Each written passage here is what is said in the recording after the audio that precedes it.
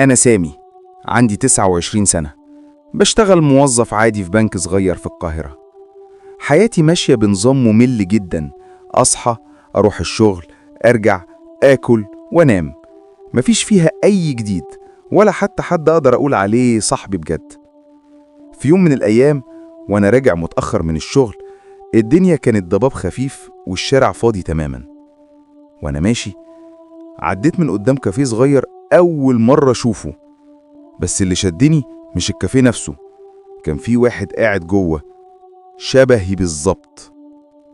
قفلت عيني وفتحتها تاني، لسه موجود، نفس اللبس، نفس الملامح، نفس الساعة اللي في إيدي.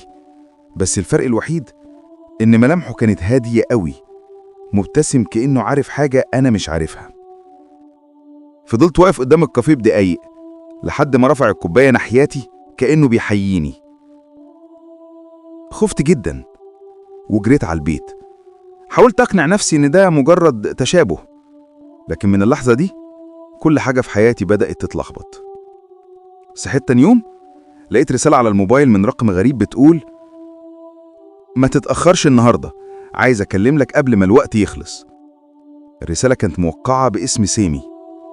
أنا اتجمدت، هو أنا باعت لنفسي؟ رحت الشغل وأنا مش مركز خالص، كل ما أبص في إزاز المكتب أحس إن انعكاسي بيتأخر جزء من الثانية قبل ما يقلد حركتي.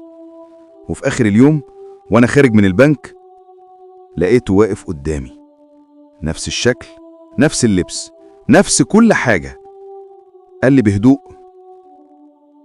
أنا النسخة اللي كان المفروض تبقى أنت لو كنت اخترت طريق تاني. ما فهمتش، سألته يعني إيه طريق تاني؟ قال لي: فاكر اليوم اللي اتصلوا بيك وقالوا لك تيجي مقابلة الشركة الكبيرة وانت ما رحتش عشان كنت تعبان؟ من اليوم ده حياتك وقفت وانا اللي رحت. فضلت ابص لها وانا مش قادر اصدق، بس كل كلمة كان بيقولها كنت حاسس انها حقيقية. قال لي قبل ما يمشي: كلنا بنقابل نفسنا في وقت معين، بس مش الكل بيقدر يتحمل الحقيقة. وبعدين مشي واختفى في الزحمة. من اليوم ده كل مرة أبص في المراية أو في إزاز العربية أشوف وشي مبتسم وأنا مش ببتسم، وبقيت دايما حاسس إن في نسخة تانية مني عايشة الحياة اللي أنا ضيعتها. كل يوم قبل ما أنام بسمع صوتي بيقول لي من جوه دماغي: أنا مش أنت، أنا اللي كنت المفروض تكونه.